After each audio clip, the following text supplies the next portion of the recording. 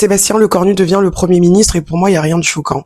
Par contre, sa nomination démontre qu'on est dans une réelle crise politique semblable à celle de la 4e République. Sous la 4e République, le Parlement était tellement fort qu'on appelait cela le régime des partis. Les gouvernements tombaient les uns après les autres et c'est exactement ce qui est en train de se passer actuellement. On est au 6e, voire même 7e Premier ministre en France.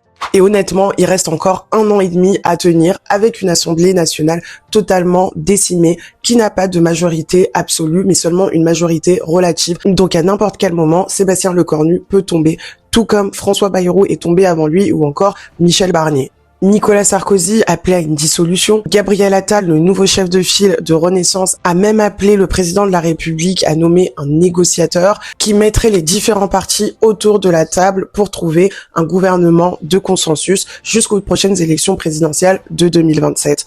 Pour moi, la réponse d'Emmanuel Macron ne s'est pas fait attendre en nommant Sébastien Lecornu un jour plus tard. Il est clair que pour moi, le président de la République prépare sa legacy, c'est-à-dire la patte qu'il va laisser dans l'histoire de la vie politique française. Et pour moi, c'est le sauveur de l'Europe contre les extrêmes et surtout contre le régime de Vladimir Poutine. Et le Premier ministre reprend son rôle, c'est-à-dire celui de punching ball.